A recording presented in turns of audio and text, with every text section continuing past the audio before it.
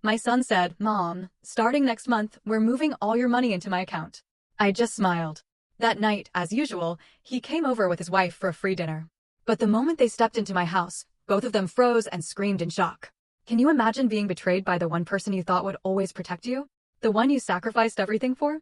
I certainly couldn't, until the day my own son looked me in the eye and demanded I hand over my entire life savings. "Mom, starting with your next paycheck, we're transferring all your money to my account." Those words, spoken so casually by my son Lawrence, still echo in my head. He was just sipping coffee in my kitchen, acting like he was doing me a favor, like it was the most normal thing in the world. As if, at 62 years old, I suddenly couldn't manage my own finances. I just stared at him. For a few long seconds, I searched his eyes, desperately looking for an explanation, for any sign that the boy I'd raised alone, the one I'd fed with the sweat of my brow, wasn't actually asking for total control of my life. But I found nothing. Just that calm, self-assured smile, the confidence of someone completely in charge. So I took a deep, shaky breath and told him, "Yes, that sounds fine. I trust you." His smile widened. He stood up, gave me a quick, almost mechanical kiss on the forehead, one of those kisses that mean absolutely nothing, and said, "It's for the best, Mom. You won't have to worry about anything. I'll take care of everything. It's for your own good. For your own good." Those words hung heavy in the air long after he left my house. That very same night, just like every Friday for the past 3 years, Lawrence came back. But he wasn't alone. He arrived with his wife, expecting dinner ready, the table set, hot, free food waiting for them. I heard them arrive. Heard their footsteps on the porch. Heard the key I'd given him turn in the lock. Heard the door creak open. And then, I heard a scream. A high-pitched, desperate sound. The scream of someone who had just seen something they never expected. The scream of someone realizing things were not going to be the way they thought. I stayed seated in my chair, in the empty kitchen, in the empty house, listening to that scream bounce off the bare walls. I didn't move. I didn't rush to see what was happening. Oh, I knew exactly what was happening. Lawrence burst into the kitchen, his face pale, eyes wide with disbelief. His wife followed, wearing the same shocked expression. "Mom," he yelled. "Mom, what did you do? Where is everything? Where's the furniture? The TV? Where is everything that was here?" I looked at him calmly. A calmness I didn't even know I possessed. And in the softest voice I could muster, I simply said, "Oh, I sold a few things. I needed the money. After all, if you were going to be managing my finances, I needed to make sure I had some cash first, didn't I?" His face, already pale, turned beet red. Shock morphed into absolute fury. He took a step towards me, and for the first time in my life, I saw my son for what he really was. Not the boy I'd raised, not the young man I'd helped build his life, but a complete stranger. Someone looking at me with contempt, with rage, with something that dangerously resembled pure hatred. "You're crazy," he spat. "Completely crazy. How could you sell everything without asking me? Now what are we going to do when we come over? How are we going to be comfortable here?" That was the sentence. The one that changed everything. How are we going to be comfortable here? Not, "How are you going to be comfortable, Mom?" He wasn't worried about me. He was worried about them. As if my house, my things, existed solely for their convenience. His wife stepped closer, those eyes that had always seemed cold and calculating now narrowed. She said something I will never, ever forget. "Patricia, you're being selfish. You're only thinking about yourself. We come here every week to keep you company, to make sure you're okay, and this is how you repay us." Selfish. Me. The woman who worked double shifts for years so Lawrence could go to college. The woman who gave up on a new life after his father left, just so he wouldn't grow up with a stepfather. The woman who lived in tiny apartments, wore old clothes, ate the bare minimum so he could have everything he needed. Selfish. Lawrence just stood there, staring at me as if I were a problem he needed to solve. And then, he broke me a little more. He said, "Maybe it was a mistake to suggest the bank account. Maybe you're not in a condition to make good decisions. Maybe you need more help than I thought." More help. As if I were a burden. An incapable old woman who needed to be controlled. I stood up. I looked at both of them, and in a voice that came out stronger than I expected, I told them, "Dinner isn't ready. There is no dinner. If you're hungry, you can go eat somewhere else." The silence that followed was thick, heavy. Lawrence looked at me like he couldn't believe his ears. His wife let out a dry, bitter laugh and muttered something about respect and gratitude. And then Lawrence spoke the sentence, the one that still echoes in my head when I close my eyes at night. With a coldness I'd never heard from him before, he said, "You should be careful. A woman your age, alone, without family who truly cares about her, can end up in a very bad place. I'm the only thing you have. You should remember that before you do something stupid." They left. They stormed out of my house, slamming doors, leaving a trail of rage and thinly veiled threats. I heard them get into their car, heard the engine start, heard them drive away. And I stood there, in my empty kitchen, in my empty house, feeling something inside me break for good. But what I felt wasn't sadness. It wasn't despair. It was something entirely different. It was clarity. It was the absolute certainty that my son didn't love me. That maybe he never had. That I was just a resource to him, a source of money, food, comfort. I sat back down in my chair. I looked at the bare walls of my living room, the empty spaces where there had once been furniture I'd bought with my own labor, my own effort. And for the first time in a very long time, I smiled. Because Lawrence didn't know something. He didn't know I hadn't sold the furniture for money. I had sold it to send a message. To see how he would react. To confirm what I already suspected deep down in my heart. And he had reacted exactly as expected, with rage, with indignation, with the attitude of someone who feels entitled to another person's things. That night, sitting in the darkness of my empty house, I made a decision. I wasn't going to yell. I wasn't going to cry. I wasn't going to beg. I was going to do something much more powerful.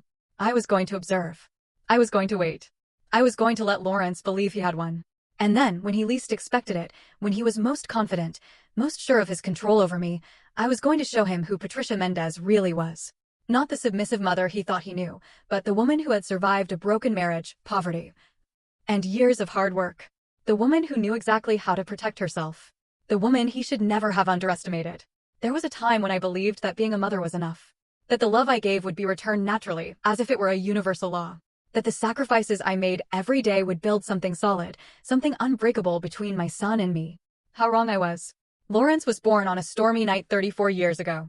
His father, the man who promised me a life together, left when the boy was barely 2. He said he wasn't ready to be a dad, that he needed to find himself. That I would understand someday. I never understood. But I also didn't wait for him to come back. I was left alone with a small child, a 2-bedroom apartment I could barely afford, and a secretary job that paid $800 a month. It wasn't enough. It was never enough. So, I got a second job, cleaning offices at night. I'd leave Lawrence with my neighbor, an elderly woman who charged me $50 a week to watch him. I worked from 7 a.m. to 6 p.m. at the office, came home, fed Lawrence, bathed him, put him to bed, and then left again at 9 p.m. to clean buildings until 2 a.m. I slept 4 hours, then started all over again. I did that for years. So many years, I lost count. I remember Lawrence always wanted the brand name sneakers the other kids at school wore. They cost $120. I earned $1,200 a month from both jobs. $120 was almost all the money I had for food for 2 weeks. But I bought them for him. Because I didn't want my son to feel less than anyone else. Because I wanted him to know his mother would do anything for him. I ate rice and beans for an entire month to pay for those sneakers. When Lawrence turned 18, he wanted to go to college. A private university. $15,000 a year. I didn't have that money. I didn't even have a tenth of that money. But I went to the bank and took out a loan. I went into debt for 4 full years of education that I ended up paying off for 10 years. 10 years of paying a loan so my son could have a college degree. He graduated. He got a good job. He was making $3,000 a month, double what I was making after 30 years of work. And I was happy. I thought he could finally build his life. That I had finally done my job as a mother well. But Lawrence didn't leave my house right away. He said he wanted to save money, to have a solid foundation before living on his own. I told him, of course. My house is your house. You can stay as long as you need. He stayed 5 more years. 5 years in which I was still working my 2 jobs. 5 years in which I paid the rent. I paid for the food. I paid for the utilities. 5 years in which Lawrence saved every single cent of his salary because he didn't have to pay for anything. When he finally left, it wasn't to rent an apartment. It was to buy a house. A $200,000 house that he was able to pay for in cash because he had saved all his money during those 5 years of living for free at my house. I was proud. I told him I was proud, and I was. I thought I had done the right thing by helping him. I thought that now that he had his own house, maybe he could help me. Maybe I could work less. Maybe I could rest a little. But that never happened. Lawrence got married 2 years after he moved out. His wife was an elegant woman, one of those who always dresses well, always has perfect nails, always speaks with that tone of voice that sounds polite but hides disdain. From the beginning, I noticed she looked at me differently, as if I was something inferior, as if she didn't understand why Lawrence came from where he came from. At the wedding, which cost $30,000, I sat at a table in the back, not at the main table with the family. Too many important people, Mom, Lawrence explained. Clients from my job. They needed those tables. I said I understood. I smiled in the pictures. I danced when they asked me to, and I went home alone that night, feeling strangely empty. After the wedding, Lawrence's visits became less frequent. Before, he'd come 2 or 3 times a week. After he got married, it was once every 2 weeks. Then once a month. Always in a hurry. Always looking at his phone. Always with some excuse to leave early. I didn't say anything. I didn't want to be the annoying mother. The complaining mother. The mother who doesn't understand her son has his own life now. But then they started coming on Friday nights. Always at dinner time. Always without notice. Always expecting me to have food ready. At first, I was happy. I thought Lawrence finally wanted to spend time with me, that he finally missed me. So I would cook his favorite dishes. I would set the table nicely. I would buy dessert. But I noticed something. I noticed Lawrence never came alone. He always brought his wife. And I noticed they never came to talk. They came to eat. They would arrive, sit down, eat, and leave. Sometimes they'd stay an hour, sometimes less. I also noticed they never brought anything. Never a bottle of wine, never a dessert, never any money to help with the food. Nothing. One night after they left, I counted how much I had spent on dinner. $45. $45 that I didn't have to spare. $45 that meant I would have to work extra hours to make up for it. And I realized something. I realized that to Lawrence, I had become a service. A free restaurant. A place where he could come to eat without paying, without even really thanking me. I started to notice other things too.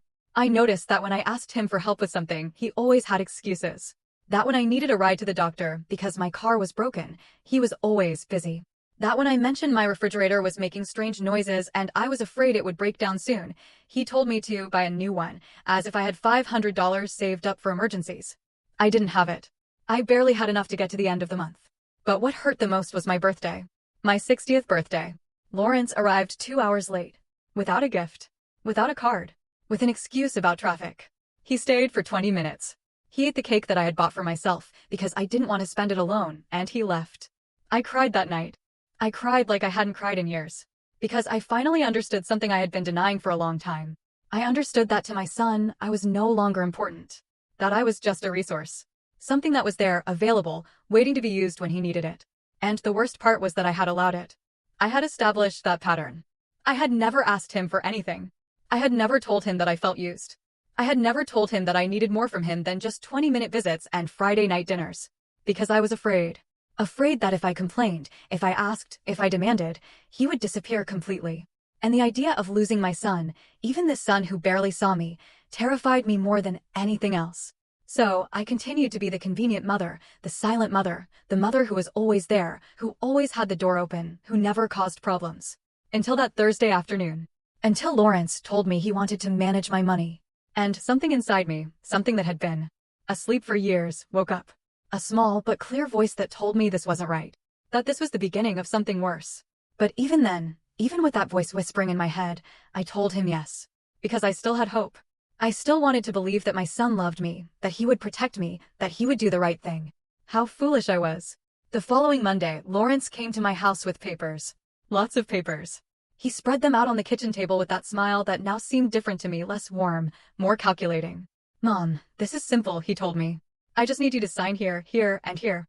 They're the documents so I can have access to your account, so I can transfer your paycheck automatically every month. That way, I'll take care of paying your bills, of managing everything. You won't have to worry about a thing."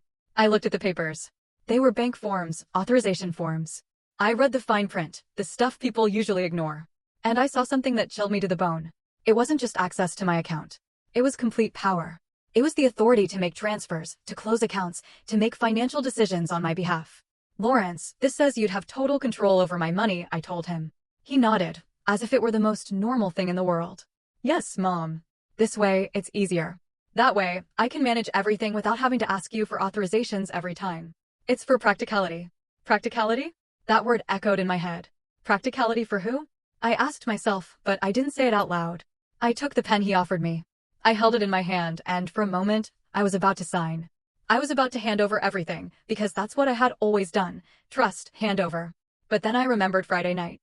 I remembered his face, full of fury when he saw the empty house. I remembered his words.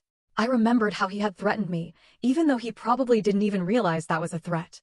I put the pen down on the table. "You know what, Lawrence? Give me a few days to think about it. I want to read everything carefully.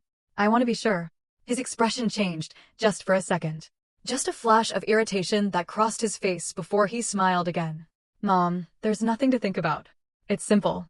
But fine. If you want to take a few days, that's okay. He left then, but he left the papers, as if he assumed I would end up signing them anyway. That night, I couldn't sleep. I stayed up, looking at those papers on the kitchen table, and something inside me told me that this wasn't for my own good. That this was the beginning of something I couldn't undo once it started. The next day, I went to the bank. I went early, before my job. I asked the teller to check my account, to show me all the transactions from the last 6 months. She printed the papers. Several pages. I checked them carefully, line by line. And then I saw it. I saw it, and felt the floor move beneath my feet. There was a withdrawal that I hadn't made. A withdrawal of $1,200 from 3 months ago. $1,200 that had left my account, and I didn't remember taking it out. I asked the teller if I could see more details. She checked on her computer, and told me something that took my breath away. She told me the withdrawal had been made at a branch on the other side of town, with my debit card. But I had never been to that branch, and my card was in my purse. It had always been in my purse. Except for one time. I remembered then. I remembered that 3 months ago, Lawrence had come to visit me. I was in the shower when he arrived. I yelled for him to come in, that the door was open. When I came out, he was in the living room, waiting for me. We sat down and talked, and at some point, I went to the kitchen to make coffee. My purse was in my handbag. My handbag was in the living room. With Lawrence. I felt nauseous. I felt like the whole world was tilting in a strange way, because this could only mean one thing. It meant that my son had taken my card. He had memorized or photographed the numbers. And he had taken money from my account without my permission. I asked the bank teller if there was any way to know exactly what had happened with that withdrawal. She told me I needed to file a formal claim, that the bank would investigate, that it could take several weeks. I told her I would think about it, and I left the bank feeling like I no longer knew my own son. But I didn't file the claim. Not yet. Because I needed to be sure. I needed to know if this had been just one time, or if there were more. The next few days, I spent checking everything. Every paper I had in my house, every document, every old bank statement that I had saved in a box in my closet. And I found more things. I found that 2 years ago, when I was in the hospital for pneumonia, someone had used my health insurance for consultations that I hadn't made. Consultations at clinics I didn't know about. Consultations that had exhausted my annual coverage, which was why I had to pay out of my own pocket for some medications that year. I also found that there was a credit card in my name that I didn't remember applying for. A card with a balance of $3,000. $3,000 in purchases that I hadn't made, at stores I had never been in. I called the credit card bank. I asked them when the account had been opened. They told me it was 18 months ago. I asked them if they could tell me where the purchases had been made. They gave me a list. Hardware stores, electronic stores, home furniture stores. Lawrence had bought a house 2 years ago. Lawrence had renovated that house. And apparently, Lawrence had used my credit to do it. I sat on the floor of my bedroom, surrounded by papers, feeling like everything I had believed about my life was falling apart. It wasn't just the money. It was the betrayal. It was knowing that my son had been stealing from me for years. That he had seen me as an unlimited source of resources. That he had never intended to take care of me or protect me. I cried. I cried until I had no more tears. And then I wiped my face, gathered all the papers, and made a decision. I wasn't going to confront him yet. I wasn't going to yell at him or complain, because I knew that if I did, he would deny everything. He would say I was confused. He would say I was senile. He would say anything to make me doubt my own memory, my own sanity. No. I was going to be smarter than that. I was going to collect proof. I was going to document everything. I was going to build a case so solid that he couldn't deny it. And then, only then, would I act. That Friday, Lawrence came back. As always, at dinner time. As always, expecting me to have food ready. But this time, I had cooked something different. I had made his favorite dish, chicken with sauce and rice. The same dish I used to make for him when he was a little boy and came home from school feeling sad. The dish that told him how much I loved him without needing words. He sat down at the table with his wife. They ate. They talked about superficial things, work, the weather, the new movie they wanted to see. I watched them. I watched them as if I was seeing them for the first time. And I realized something. I realized that Lawrence ate my food with the same indifference with which he would eat a fast food burger. There was no gratitude in his eyes. There was no love. There was only the mechanical act of eating something for free. When they finished, Lawrence took out the bank papers again. He put them on the table, right next to his empty plate. Mom, the days you asked for have passed. You've thought about it, right? Sign this, and I'll take care of everything. I looked him straight in the eyes and told him, in the calmest voice I could find, that I still wasn't sure. That I needed more time. His wife scoffed. Patricia, this is ridiculous. Lawrence is just trying to help you. I don't understand why you're being so distrustful. Distrustful? She called me distrustful. And the saddest thing was that she was right, but not in the way she thought. Lawrence stood up. His expression was hard now, without the mask of a smile. Mom, this is for your own good. You can't keep managing your finances alone. It's obvious. Look at how you sold the furniture without thinking. Look at the irrational decisions you're making. Irrational. Selling my own furniture in my own house was irrational. But stealing from me for years wasn't? I didn't say anything. I just held his gaze until he looked away. They left that night without saying goodbye. And I stayed seated in my kitchen, looking at those unsigned papers, knowing that the war had just begun. A silent war. A war that I had to win. Because if I lost, I wouldn't just lose my money. I would lose my dignity, my autonomy, my life. The days after that dinner became strange. Lawrence didn't call me again. He didn't visit me again. It was as if he had decided to punish me with his absence. As if he believed I would fall apart without him. That I would beg him to come back. That I would finally sign those papers just to get his attention. But I didn't fall apart. For the first time in years, the silence of my house didn't feel empty. It felt full of something different. It felt full of clarity. I spent those days going through every detail of my financial life. Every receipt I had saved, every bank statement, every paper that had any connection to money. And the more I looked, the more I found. I discovered that 3 years ago, when Lawrence asked me to lend him my ID because he had lost his and needed to pick up an urgent package, he had done something else with it. He had opened an electricity service account in my name at an address that wasn't mine. At his house. For 3 years, the electricity account for Lawrence's house had been in my name. And when he didn't pay on time, the penalties were accumulating on my credit history. That's why I had been denied a small loan last year when my car needed urgent repairs. That's why my credit score had mysteriously gone down. I called the electricity company. I explained that the account wasn't mine, that I had never lived at that address. The woman on the phone told me I needed to file a sworn statement. That I had to report this as identity fraud. Identity fraud committed by my own son. I hung up the phone and stared at the wall for I don't know how long, trying to process how I had gotten to this point. Trying to understand at what moment my son had become this. That night, I couldn't sleep. I stayed awake, staring at the ceiling, listening to the sounds of the city outside. And I thought about all the times I had justified his behavior. All the times I had told myself that he was busy, that he had his own life, that I was being demanding by expecting more from him. But this wasn't about expectations. This was about theft, about deception, about a son who saw his mother as a source of resources he could exploit without consequences. The next morning, I did something I had never done. I went to see a lawyer. It was a small office in the city center. The sign said, William Sanchez, attorney at law. I had seen an ad in the newspaper that offered free consultations. I went in feeling small, feeling ridiculous, a 62-year-old woman coming to complain about her own son. But the receptionist smiled kindly and showed me in. Attorney Sanchez was a man in his 50s, with graying hair at his temples and kind eyes. He asked me to tell him everything, and I did. I told him about the money that had disappeared, about the credit card I hadn't applied for, about the electricity account, about the papers that Lawrence wanted me to sign. He listened without interrupting. He took notes in a notebook. And when I finished, he leaned back in his chair and sighed. Mrs. Mendez, he said, what you're describing to me is financial fraud and a breach of trust. If you sign those papers your son is asking you to, you're giving him total legal access to your money. He could empty it all out, and you would have no legal recourse, because you yourself gave him permission. The words fell on me like stones. I knew it. Deep down, I knew it. But hearing it said out loud by a professional made it real in a different way. What can I do? I asked. He leaned forward.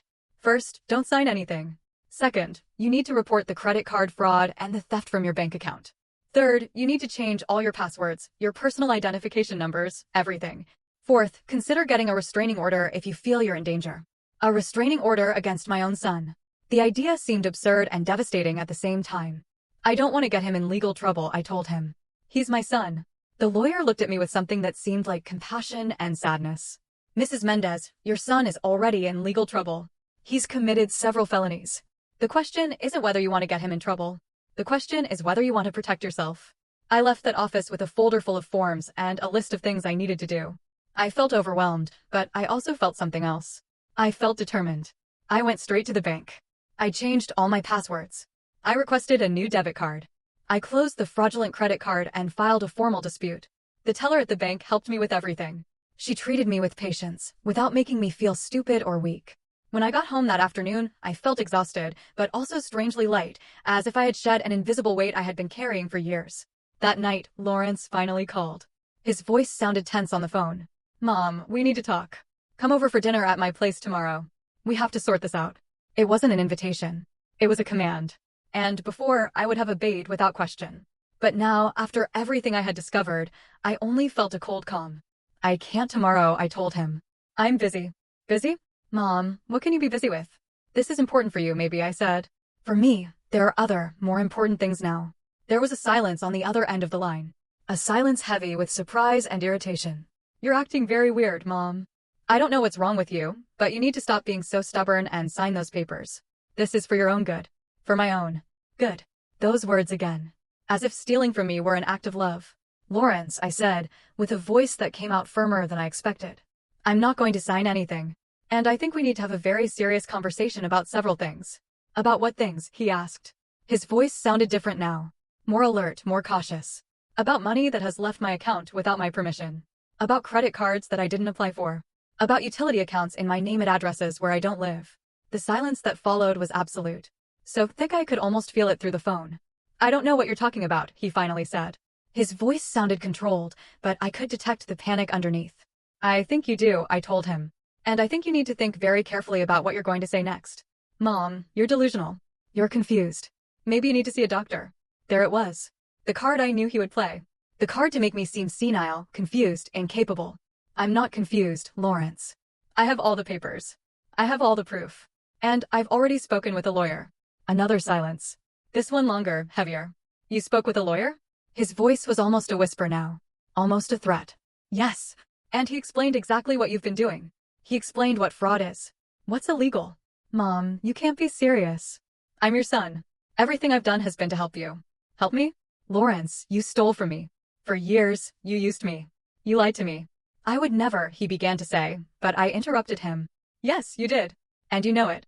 The question now is, what are we going to do about it? I heard his breathing on the other end of the line. Heavy. Agitated. I'm coming over, he said.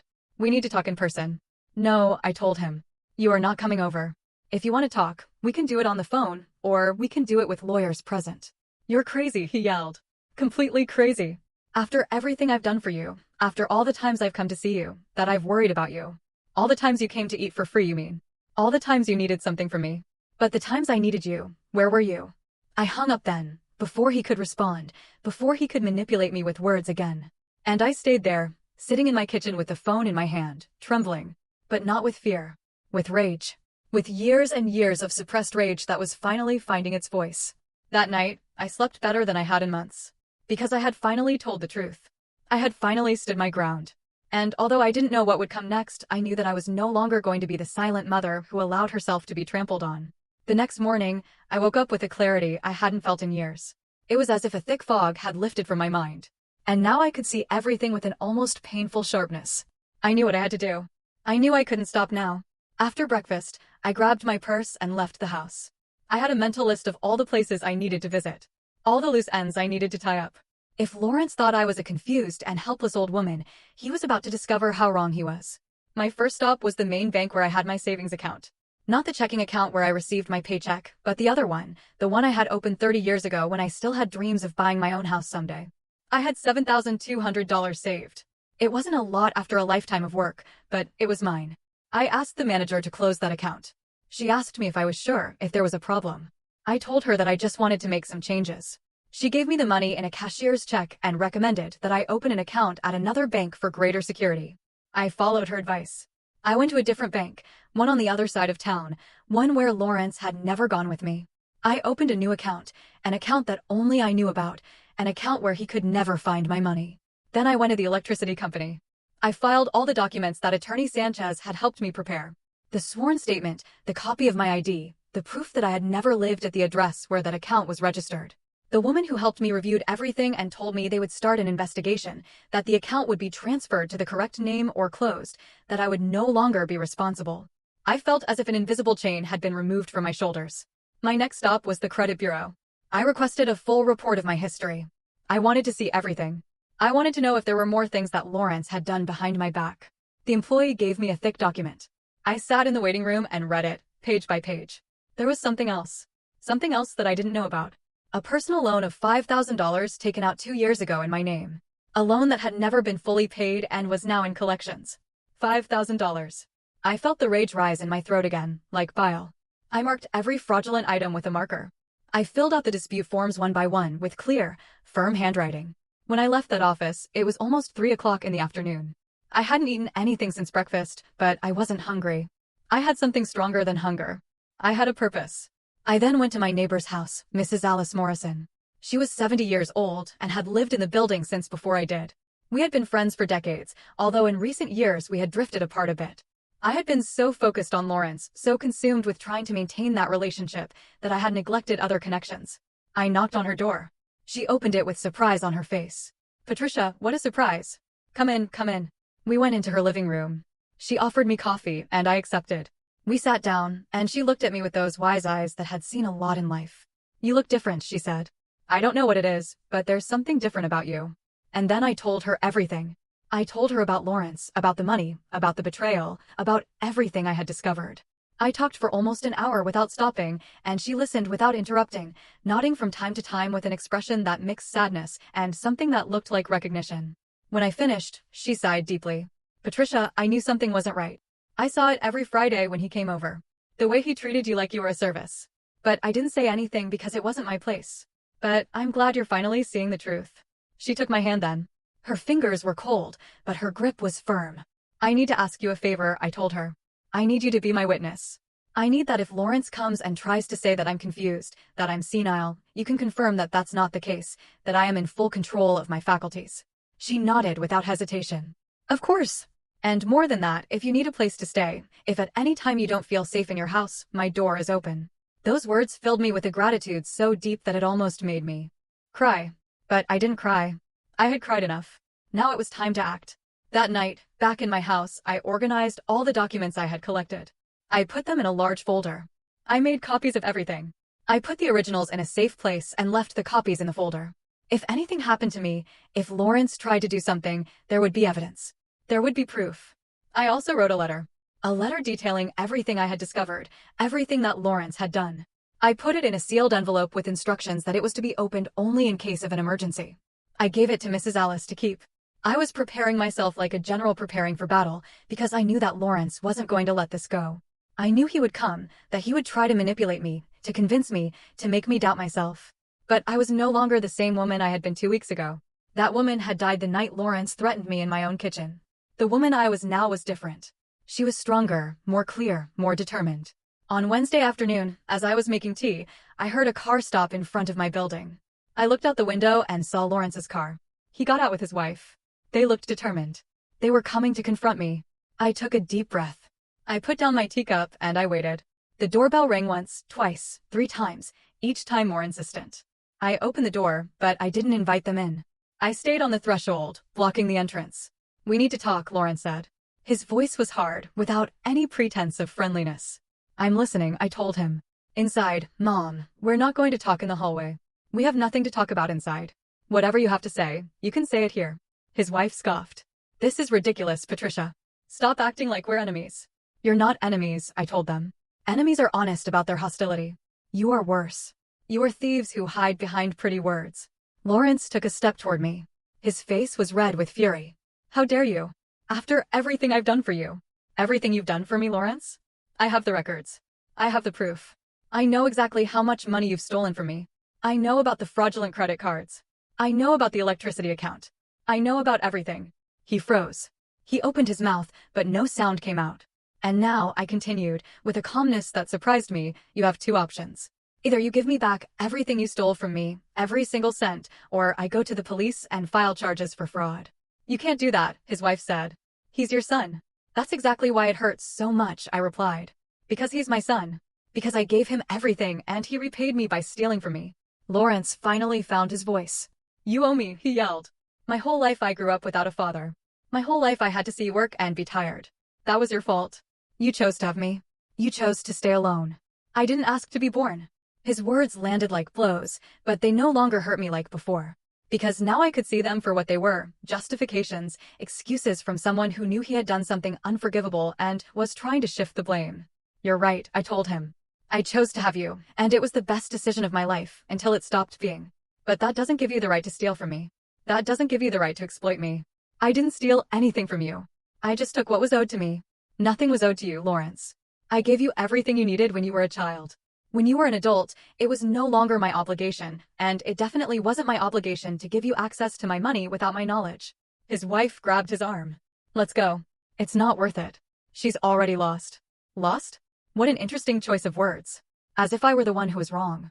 As if defending my own money and my dignity were crazy. They left. They went down the stairs without looking back. And I closed the door, feeling strangely calm. That night, Attorney Sanchez called me.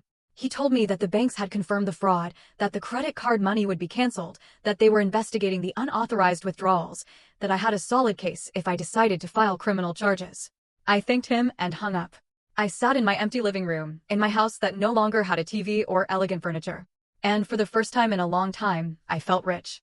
Rich in something that money couldn't buy. Rich in dignity, in strength, in the certainty that I was doing the right thing. The days that followed that confrontation at my door were strangely silent, as if the whole world were holding its breath, waiting to see what would happen next. And I found myself trapped in a kind of emotional limbo, where rage and pain mixed with a growing sense of liberation that I didn't know how to process completely. Lawrence didn't call again. He didn't show up at my door again. And for the first time in years, I wasn't constantly waiting for his contact. I wasn't checking my phone every hour to see if there was a message from him. I wasn't making up excuses in my mind to justify his absence or his silence. But even though he wasn't physically present in my life during those days, his digital presence was impossible to ignore. Because something in me led me to check his social media. Something I didn't normally do, because it had always seemed like an invasion of privacy, even being his mother. But now I felt I had the right to know what he was doing, what he was saying, how he was presenting his life to the world, while I was dealing with the consequences of his actions in private. What I found left me breathless with its audacity, with the absolute disconnect between reality and the image he was projecting outward. He had posted a photo the day after our confrontation. A photo of him and his wife in an elegant restaurant, smiling for the camera with wine glasses in their hands, and the caption said something about celebrating the release of toxic energies and surrounding oneself only with people who bring value to life. As if I were the toxicity he needed to free himself from. As if the fact that I had refused to let him steal more was some kind of negativity that he had had the wisdom to remove from his existence. The comments below the photo were all positive, all congratulating him on taking care of his mental peace, on setting healthy boundaries, on prioritizing his emotional well-being. And I was left staring at that screen, feeling a mixture of disbelief and disgust, because all those people who were supporting him had no idea that the man they were celebrating had been stealing from his own mother for years. There were more posts in the following days, each one more elaborate than the last, as if Lawrence were deliberately constructing a public narrative of his life that had absolutely nothing to do with the truth. I saw a photo of him at the gym, with a reflection on self-care and the importance of investing in oneself before being able to help others. Words that sounded profound and meaningful until you remembered that this was the same man who had used money stolen from his mother to buy gym memberships and expensive athletic clothes.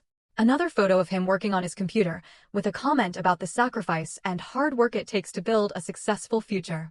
Without mentioning that that future had been partially financed with fraudulent credit cards in my name and utility accounts that I was paying for without knowing it. What impacted me the most was a post he made that Friday, exactly the day he would normally have come to my house for dinner. A post where he shared an old photo of when he was a child with me. A photo I didn't even know he had. A photo where I was holding him in my arms when he was maybe 5 years old, and we were both smiling. And the text that accompanied the photo was something about how sometimes the people you love the most are the ones who hurt you the most. About how he had learned that love doesn't mean tolerating abusive behavior. About how he had made the difficult decision to distance himself from a toxic family relationship for the sake of his mental health. Reading those words felt like someone had punched me in the stomach. Because Lawrence had taken our story, our real relationship with all its complicated and painful nuances, and had completely inverted it, presenting himself as the victim and me as the abuser. The comments on that post were even more abundant than the previous ones. Dozens of people expressing their support, telling him how brave he was for setting those boundaries, sharing their own stories of difficult family relationships, completely validating his fabricated version of events. There were people I knew in those comments. Neighbors who had known me when I lived with them. Co-workers who had come to parties at my house years ago. All of them offering him words of encouragement and solidarity, without having the slightest idea that the person he supposedly needed to protect himself from was the same woman who had worked 2 jobs for years to give him the education that he now used to get his high-paying job. For several days, I watched this digital spectacle in silence, without commenting, without reacting publicly in any way. Because something in me knew that this was exactly the game Lawrence was playing, and that if I responded emotionally, I would be falling into his trap, giving him more ammunition for his narrative that I was the unstable and problematic mother he needed to distance himself from. But every new post, every new supportive comment he received from people who didn't know the truth, was like a small wound opening up somewhere deep inside me. Not because I cared what those people thought of me specifically, but because it hurt me to see how easily people believed a well-told story, without questioning if there could be another version of events. The last straw came when Lawrence posted a story on his account where he showed the house he and his wife had bought, showing the renovations they had made, the new furniture they had acquired, the perfectly designed garden, all presented as the fruit of his hard work and his dedication, without a single mention of the fact that a significant part of all that had been paid for with money that wasn't his, with credit that had been obtained fraudulently using my personal information. He showed it all with so much pride, with so much satisfaction, as if he really believed that he had earned it all himself. As if he had completely forgotten, or simply didn't care, that every brick of that house was partially built on the sacrifice and theft of his own mother. I watched him live his life in those small digital windows and wondered how it was possible that someone could sleep at night knowing what they had done. How it was possible to maintain that facade of a successful and ethically correct person, while simultaneously having committed fraud and theft against the person who gave them life. I wondered if he ever felt guilt. If ever, in the middle of one of those elegant dinners in expensive restaurants or during one of those workouts at the gym, he would stop for a moment and think about his mother, sitting alone in an empty house after having sold her furniture so she could eat, because her own son had been systematically stealing from her for years. But looking at his posts, seeing the ease with which he built and maintained this perfect public image, I came to understand something fundamental about Lawrence that maybe I had always known on some level, but had never wanted to fully admit to myself. And that was that my son had developed the ability to create parallel realities in his mind, where he could be simultaneously the abandoned son who deserved compensation and the successful man who had built everything himself. Where he could justify theft as something that was rightfully his, while presenting himself publicly as a victim of family toxicity. It was a form of cognitive dissonance so deep that it almost seemed as if he really believed his own lies. As if he had built a narrative so elaborate in his head that the line between truth and fiction had been completely blurred. And as I watched all this from the silent distance of my empty house, something inside me hardened even more than it already was. Because seeing Lawrence not only steal from me, but also steal my story completely, inverting the roles of victim and victimizer in his public presentation of events, made me understand that there was no redemption possible here. There was no conversation I could have with him that would make him see the reality of what he had done. He had chosen his path. He had chosen the lie over the truth. He had chosen image over substance. And I needed to accept that the son I had raised and loved had never really existed in the way I believed, or had been completely replaced by this stranger who could smile for the camera while destroying his mother in private, without apparently feeling any genuine remorse.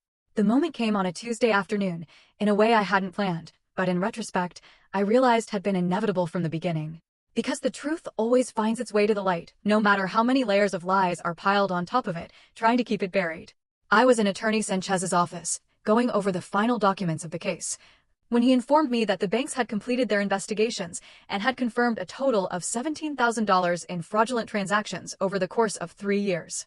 An amount that took my breath away, not so much because of the number itself, but because of what it represented in terms of planning and premeditation.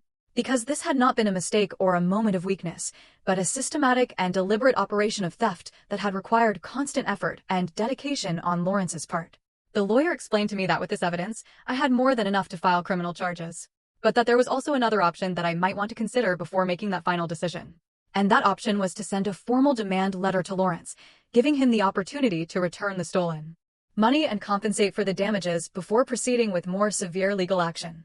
He told me that this was a courtesy that many victims of family fraud offered, because they understood that no matter how serious the crime was, there were still family ties that complicated the situation in ways that didn't apply in cases of fraud committed by strangers. But he also warned me that this courtesy could be seen as weakness by the perpetrator, and that I needed to be prepared for the possibility that Lawrence would respond not with gratitude or remorse, but with more manipulation and denial. I thought about that for several minutes, sitting in the lawyer's office, looking at all the documents scattered on the desk that meticulously detailed every fraudulent transaction, every unauthorized account, every lie that my son had carefully constructed for years. And I realized that a part of me still held a small, irrational hope that if Lawrence was confronted with the irrefutable evidence of what he had done, maybe something in him would awaken. Maybe he would find some vestige of a conscience or remorse, or at least the basic recognition that he had crossed a line that should not have been crossed.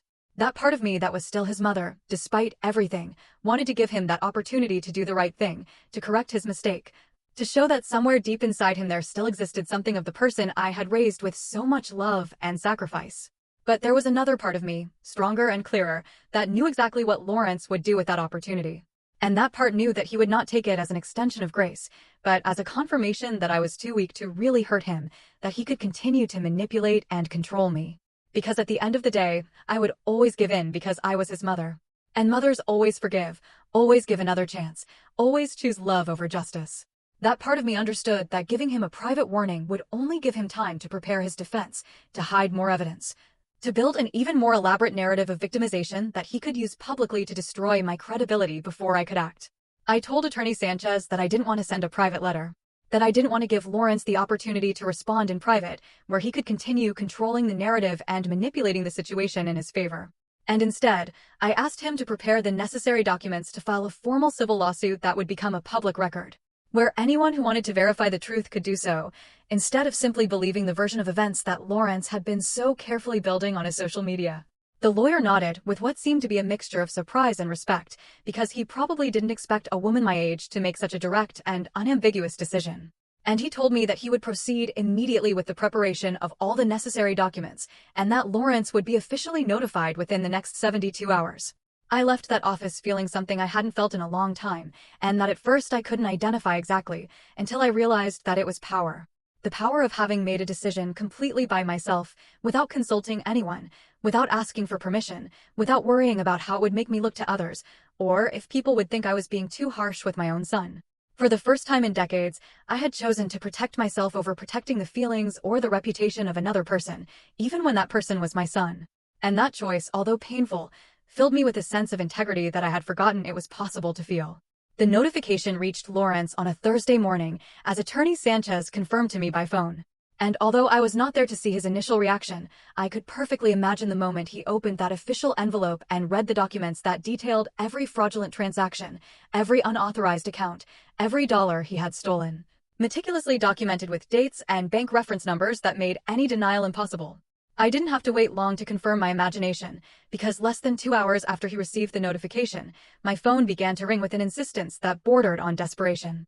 Call after call that I let go to voicemail without answering, because I no longer had anything to say to Lawrence that wasn't contained in those legal documents. I listened to the voicemails later that night when I finally felt emotionally prepared to do so. And it was fascinating, in a disturbing way, to hear the progression of his panic through each successive message. Because the first one still tried to maintain some composure, with that controlled voice he used when he tried to seem reasonable, as he told me that this was a terrible misunderstanding and that we needed to talk immediately before things got more out of control. The second message already had a different tone, more high-pitched, more urgent, where he was pleading with me to call him, that this was going to ruin his life, that I should please think about what I was doing before destroying my own son. As if I were the one who was destroying something, instead of simply revealing the destruction he himself had caused for years. By the fifth message, Lawrence was no longer trying to sound reasonable or appeal to my maternal compassion, but had completely turned to rage and thinly veiled threats, telling me that I was going to regret this. That he had his own lawyers who were going to prove that I was a senile old woman who didn't know what she was doing, that he was going to fight this with everything he had, and that in the end, I was going to be the villain of this story. I listened to each message until the end, without allowing myself to feel anything other than a kind of clinical curiosity about how a person could so quickly go from pleading to threatening when they realized that their usual manipulation tactics no longer worked. The following days were a whirlwind of legal and emotional activity, because Lawrence didn't stay still, but began his own counter-campaign. Starting by publishing a long and elaborate statement on his social media about how he was being the victim of a terrible injustice perpetrated by a mother he supposedly loved, but who was now legally attacking him for reasons he couldn't fully comprehend.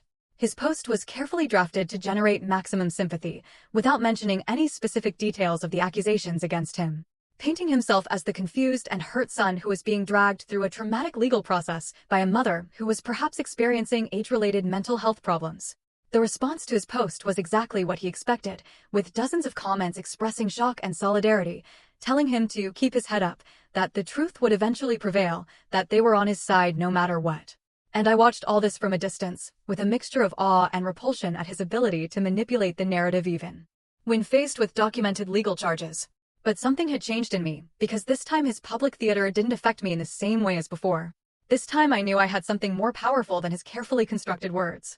And that something was irrefutable legal documents that could not be manipulated with emotional rhetoric or appeals to sympathy. Lawrence's real collapse began when his own lawyers reviewed the evidence against him and apparently told him something he didn't want to hear. Because suddenly his social media posts stopped abruptly, and the silence that followed was deafening in its eloquence. Attorney Sanchez informed me that Lawrence's legal representatives had contacted him, asking about the possibility of reaching an out-of-court settlement, which basically confirmed that they knew he had no real defense against the evidence I had presented, and that his best option was to try to minimize the damage before this proceeded to a public trial where all the dirty details would be revealed in public access documents. It was then that the cracks began to appear in Lawrence's carefully constructed life. Because apparently some of his closest friends had started asking uncomfortable questions after his wife casually mentioned at a social gathering that they were dealing with a complicated family legal problem. And once people began to investigate a little deeper, they discovered the public documents of the lawsuit that detailed the specific accusations of financial fraud. Mrs. Ellis told me that she had heard from other neighbors that Lawrence, his name, was being mentioned in neighborhood conversations in ways that were definitely not flattering. That people who had once seen him as the successful and educated son now looked at him with suspicion and distrust.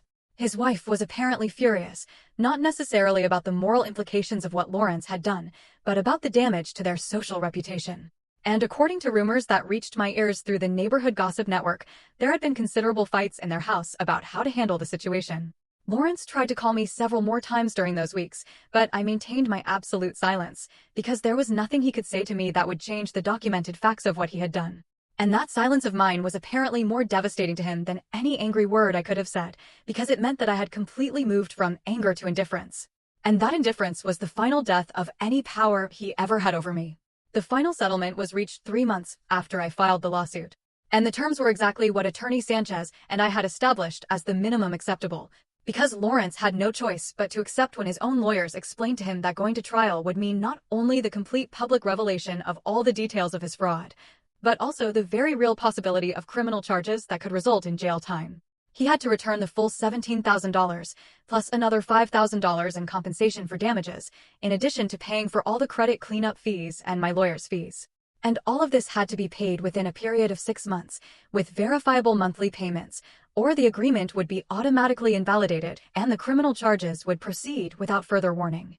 But beyond the money, which honestly had never been the main point of all this, the agreement included a clause that I had insisted on adding, and that Attorney Sanchez initially thought was unnecessary, but that for me was absolutely essential. And that clause stated that Lawrence had to issue a public statement acknowledging that he had committed financial fraud against his mother, and that the accusations in my lawsuit were true and well-founded. He fought that clause more than any other part of the agreement, because he knew exactly what it would mean for his carefully cultivated image. To publicly admit that everything he had been saying about being a victim of a toxic mother was a lie designed to cover up his own crimes.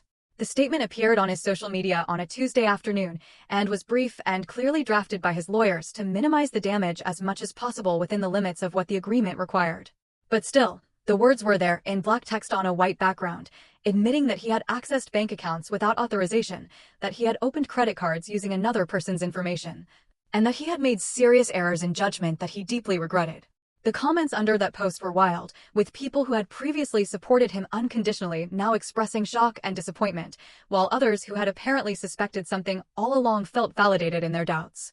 And I watched all that digital drama unfold with a sense of closure that had nothing to do with satisfaction or revenge, but simply with the quiet recognition that the truth had finally been told publicly. The first payment arrived in my account on the exact date specified, and each subsequent payment arrived punctually as well, because Lawrence knew that a single missed payment would mean consequences that he definitely could not afford to face. And with that money, I did something that maybe he never expected me to do. Because instead of simply putting it back into my savings accounts or using it to replace the furniture I had sold, I bought a plane ticket to a place I had never been before. I had spent 62 years living for other people. First for my son's father, then for my son.